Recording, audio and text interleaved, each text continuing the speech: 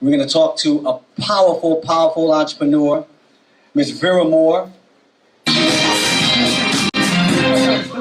She was a former actress, entrepreneur. She's a CEO of Vera Moore Cosmetics and Beauty Products. She built a multi-million-dollar cosmetic company, and she did a whole lot of stuff. But she had been running this business for nearly 37 years, right? So this is a legacy entrepreneur that came, stuck with it, and built it. Everybody, Vera Moore.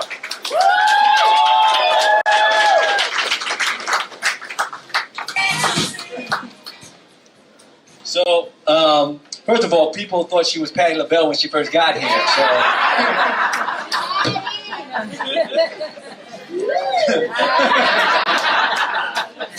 So Vera, now you are an entrepreneur that's been in. First of all, you were an actress. She was she was in Another World for at least 10 years. I don't know if you guys used to watch stories. We call them stories, right? Soap operas. But Vera, how did you get started? First of all, I'd like to give honor to God because him and I didn't have Irene. And the gentleman that just left, he said he didn't know where he got it from. He got it from his family. So there was a core there. There was something there. There was a seed there. All right, how I got started, because I know time is of the essence. I never dreamed that I was going to be an entrepreneur. My background was all theater. I did soap. I was the first black actress on Another World. Yeah, you can clap, but that was hard. The only one on Another World, and I was on Another World for 10 years, NBC. And then I did Broadway for 12 years, et cetera, et cetera, et cetera. Fast forward, on Another World, since I was only the first black, they didn't have the makeup for me that I wanted. I'm obviously black, am I not? You can talk to me, it's all right. So I couldn't wear light beige, and what they were having, most of you women wore, not everybody, was something that was red, it was greasy, and rubbed off on your clothes. You know what I'm talking about, right? And his. And I didn't want to wear that. Here I was, Linda Metcalf, Another World, national television, and I wanted something soft and natural. So that was the genesis. There was a void in the market, and that's what it's all about. It's a void in the market. I was filling a need for black people. Now, we service everyone now, but initially it was just for the woman of color, the black woman, because that's where the void was. So that was the genesis of it. But, okay, it's easy to say, but how? Right? How? You said you want makeup when, before that happened, how? How? Self-inflicted pain. I don't know how I did that. Well, I knew there was a void and I wanted to do it. I always had that entrepreneurial spirit. Now, my mother was a domestic worker. We were very poor, seven children, welfare recipients for a period of time. My father was a porter, but I was rich because I knew, they were always instilled in me that yes, you can, even before Mom said, I always knew yes, I could. Because that was instilled in me. Even when my father came home and my mother was scrubbing floors, I used to wait by the window for my father to come, latchkey, waiting, you know about that. And they always instilled in me, yes, you can do this. And I knew there was a void, and then what really inspired me about it was and we're going to talk candidly here, right? There was a young lady that came up to me and said, we range from ivory to ebony, from blue to black, right? And she said, I'm dark. Do you have color for me? They don't make anything for me. And that's what really started me. Because it was about empowerment. It was about economic empowerment. I wanted to own. And it was extremely difficult, but how I did it, and I don't suggest anybody do this. That's all I had. I had no money, but I had a dream. And I'm a hard worker. That's key. I was passionate. I mortgaged my home. Wow. Yeah, that was a wow. I mortgaged my home. And I had to personally guarantee, you know what that means? You don't pay for it, they take it. So that's what I did. So that was letting you know that I was serious about it. Let go of the trunk of the tree and go out on a limb. I mortgaged my home to get into Green Acres. I'm going to tell you what they'll do to you sometime. Now, this doesn't apply to everybody. I got a contract to go into Green Acres Mall when they were renovating the mall. This is 1979. So, this is a lot of racism is still prevalent, but you know what I'm talking about, right? All right, we mortgaged a home to do it. And they were supposed to put me on the first floor, Green Acres Mall, right across from Payless Shoes, where Sears was. It took 3 years because of the renovation. After the 3 years, went on to new management, And they said, Miss Moore, we can't put you on the first floor anymore. We're going to put you on the second floor. The second floor was what? The food court. Right? Come on, you didn't talk back to me. Second floor was the food court. Cosmetics, lipsticks, and French fries. Now, see, that was a deterrent. Yeah, but that was a deterrent for me not to do it. Why would I go with a cosmetic company on the second floor, right opposite McDonald's, right by the elevator? So they thought I was going to say no. I waited 3 years, mortgaged my home. Did I say yes? Yes. Absolutely. It floored them. It wasn't determined because I was breaking a barrier, a color barrier. We were the first black in the history of Green Acres Mall in 1979. They kept me up on the second floor for 10 years because that's what the contract was for. Did I starve? I did. And I want to tell you something. Don't get mad at me. I can say this, right? Because you didn't support me. Because you don't trust anything if it's not white. Now, if this shoe doesn't fit, don't wear it.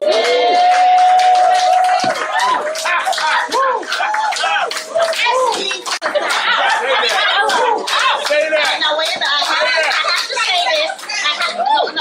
And I just want to say something. It doesn't apply to everyone. So don't beat me up as I go out the door. If the shoe doesn't fit, don't wear it. But the only problem is it takes you so long to support us, we're out of business. That's it. It's not good enough, it's not white. So I want to, look. All right. So Miss Moore, she said she was going to keep it real. She said she was going to keep it real. So we want to talk about that. We want to talk about, and I'm going to ask you about, do we support black-owned businesses? Some of us do. I'm not going to blame, but we have to have a new renewing of the mind.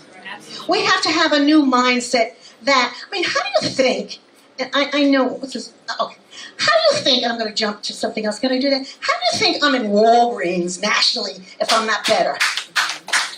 Because I'm doing that square footage. Are you guys understanding what I'm saying? Yeah. I jumped to my end. But my point is, how could I get in Green Acres Mall and stay there for 25 years if the product wasn't great? Not good, great. And every day we're honing our skills, making it better. It's very difficult because I want to say something else too. And first, I'm delighted to be among you guys. It's an honor, it's a pleasure. We didn't have any money. This is my husband here. We mortgaged our home. I worked that store every year for the first 10 years. Every day I went to work. I didn't stay all day because I was doing something else. But I worked that store. I shook your hand like a politician. Hello, how are you? Vera Moore. Oh, and then they said, you own this? But you passed me by, something you stopped. But you have to stay the course. And that's what I did. I stayed the course. And here I am, 37 years later. Wow. And I want to tell you something else. I'm not knocking anybody about having a 9 to 5. Sometimes I say, oh, Lord, have mercy, help me, Jesus. But it's nice to create a job. And I want to tell you something else. And I always say this, please, if it doesn't fit you, don't get mad. But I speak all the time. I'm teaching your children that don't even know how to answer the telephone. Hello? No, this is true. I'm the one that hires your kids' interns. I'm telling you like it is. You don't want to hear it. I say, good morning, this is Vera Moore Cosmetics. May I help you? Hello? That's right. Because Whitey's not going to teach you that. Listen, the world is getting smaller. You're not just competing among yourselves. I do that with love. I'm a proud black woman, but y'all got to get it together. No, really, we have to get it together and support each other. Now, see, after all this talking, you'll still go out and buy Mac.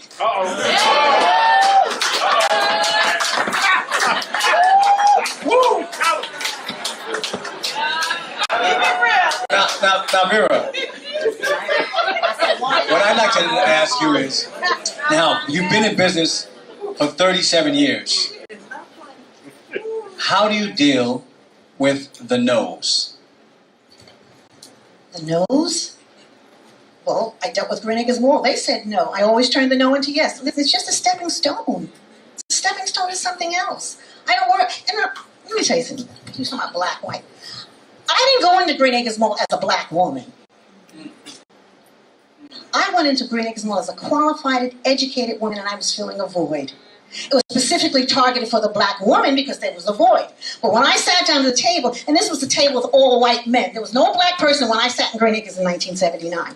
So you have to know who you are. And just from a personal note, with my faith in God, this is just personal. I'm not trying to bring anybody. I'm just telling you how it worked for me. And I stayed the course. And I know that eventually you would come around. And you have. You have, and I appreciate it. I love you for it. I do. We're in now Walgreens. And I'm going to tell you a little story about that real quick. We had gone into, this is about the trust factor. I'm not even going to go into that, but that's that slave mentality. And we'll eventually get over it, I hope. I was in Green Acres Mall, Kings Plaza Mall, Manhattan Mall. Wow. Whatever, I don't know. Wow.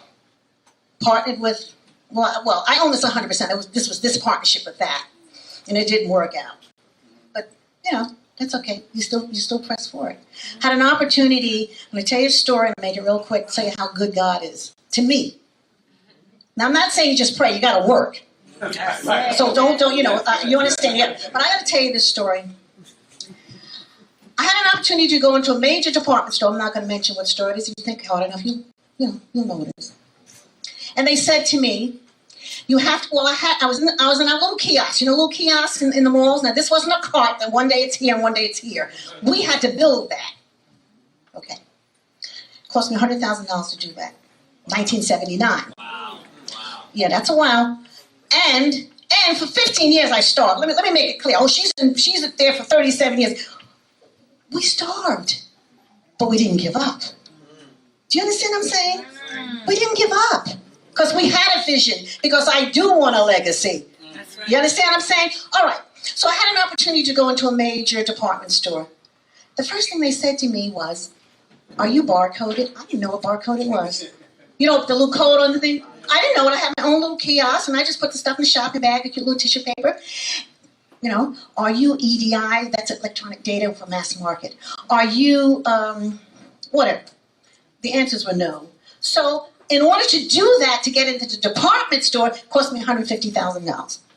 Now, why did it cost that much, Vera? Because in cosmetics, the box for the lipstick is not the same size as the box for the powder, is it? Hello, talk to me. One is round, one is tall. The box of mascara is taller. So I had to buy, even though it was a small quantity, I had to buy 20,000 of each box to fit the product. You following me? So I did all that. And they said, okay, what we're going to do for you, we're going to let you do trunk shows. Anybody know what trunk show is? Yeah. Okay, so I did a trunk show in Brooklyn, Roosevelt Field, Manhattan. At the end, you're only going to do trunk shows for 3 months, Vera. 7, 8 months. At the end, did I get it? I didn't. And that was a whole other political thing we can talk about. I didn't get it. So I borrowed all that money, met their criteria, boxing, barcoded, EDI, and I didn't get it. Did I have a pity party? For a minute. Yeah, I did. Come on, listen, I'm human. For a minute. A month later, this is true, when you stay the course and you do your homework, nobody's going to hand you anything. Okay? You've got to work for it. I worked for this. That's why I can stand up here and talk like this. I can talk like this all day because this is what we did. We ate chicken livers for dinner. That's the truth. What? Chicken livers for dinner. But that's okay. They're good. No, I'm telling you the truth. Right? I'm telling you how we made it. I remember going to trunk shows at Bronner's Brothers, and everybody was going out. I had a booth. It cost me a fortune to take the booth, but I didn't go out. You know what? I had the money for dinner. Wow. You know how you go to a trade show and everybody goes out for dinner? I didn't, because I have the money. But that was Vera Moore. I didn't have any money for dinner. Okay, fast forward. Here I go again. All right, so a month after not getting into the major department store, I got a call from Dwayne Reed. Wow. Now, I didn't want to do drugstore because that's not what I wanted. I didn't want to do mass market. I had positioned my company as, middle. Called me into the office and they said, we're opening up a new concept in Dwayne Reed. It's called the Look Boutique. I said, what's that? The Look Boutique is, for lack of a better word, like a Sephora. So within the Dwayne Reed stores, there are certain Dwayne Reed stores that are called the Look Boutique. They look just like many department stores. I said, well, that's interesting. I want to be like that. I don't want to be blister pack on the shelf. I didn't have the money for it anyway to do that. So she said, I want to ask you a question. And when I think about it, I get so full. You know what she said to me? Are you EDI?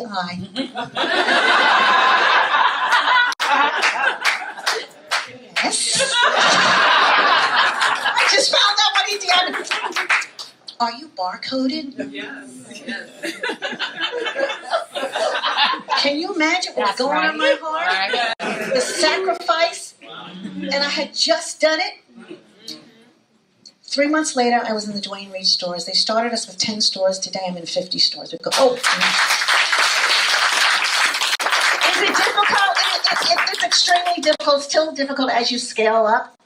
So, and we've been asked, by some people, but we're not ready.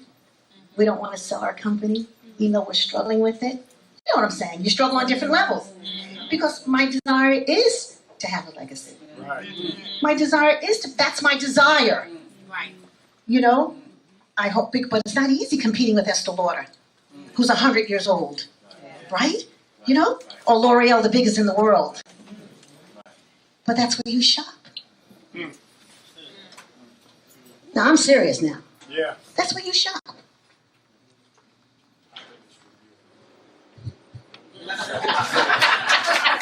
Powerful stuff. Now, Vera, what's next for you? Where's the brand going? What can we look forward to? Where can we find you? Well, we're in 30 stores in New York and about 30 stores nationally because Walgreens acquired Dwayne Reed and we went national in a week. So that was a little scary, but we did it. Even if we had to stay up all night, we fill those orders. And we're not late. See, sometimes you can't go for it. You have to learn to say no. See, I'm not going to something else. Where am I going? I want to go national. I want to go international. And, we've just gone into the Caribbean. So we hope to do some great things there. But there's so much here, just locally here. I implore you, I ask you to try Vera Moore. I wouldn't be here for 37 years if I wasn't better. Right? Come on. And not only that, let me say something else and let me finish. I'm not saying you have to buy everything from Vera Moore Cosmetics, but you can't buy a lipstick, a mascara, a blush, a lip gloss, thank you. I can. You used to buy me? Well, thank you. Well, I'm on VeraMoreCosmetics.com. It's the internet. Ladies and gentlemen, Vera Moore. Come on.